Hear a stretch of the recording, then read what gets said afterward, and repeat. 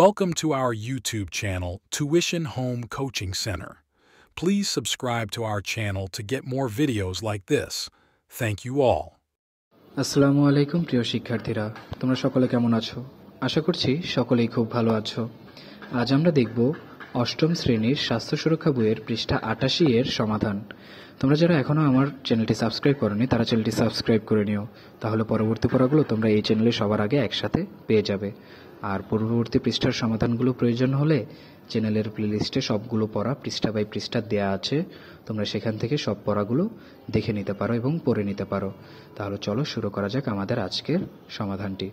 প্রথমে দেখো ২৮ পৃষ্ঠার প্রথমে বলা আছে, সপ্তম শ্রেণীতে বিভিন্ন ধরনের আবহাওয়া বা পরিবেশে আমরা সাধারণত যে সমস্ত সংক্রামক রোগে আক্রান্ত হই সেই সম্পর্কে অভিজ্ঞতা অর্জন করেছি, তা মোকাবেলা করার কৌশল সম্পর্কে জেনেছি। এবারে শিখন অভিজ্ঞতায় আমরা নিজেদের জীবন আচরণ পরিবর্তন করে কিভাবে বিভিন্ন রোগে আক্রান্ত হওয়া থেকে নিজেকে রক্ষা করতে পারি তা শিখব।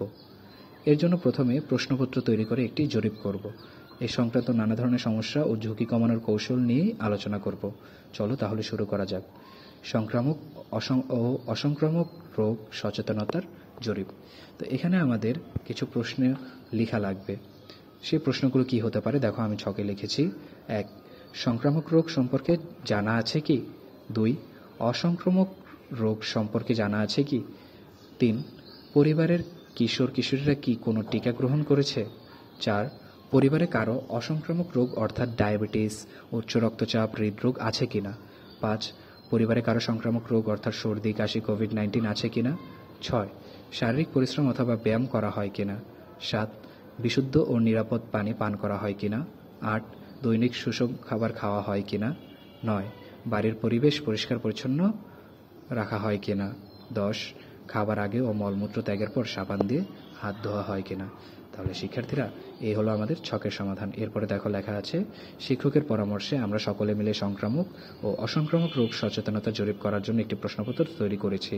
এই প্রশ্নপত্র ব্যবহার করে আমাদের পরিবার ও প্রতিবেশী কমপক্ষে ২টি পরিবারের সদস্যদের কাছ থেকে তথ্য সংগ্রহ করি। সংগ্রহ করার সময় আমরা অবশ্যই তাদের সম্মতি নিব এবং বলবো এই তথ্য শুধুমাত্র আমাদের শ্রেণীকক্ষে শিক্ষার অভিজ্ঞতা অর্জনের জন্যই ব্যবহার হবে এবং যেখানে কারো কোনো নাম উল্লেখ থাকবে না।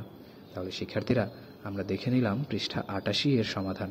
পরবর্তী পৃষ্ঠার সমাধানগুলো পেতে আমাদের চ্যানেলটি সাবস্ক্রাইব করে আমাদের সাথেই থাকো। ধন্যবাদ সকলকে।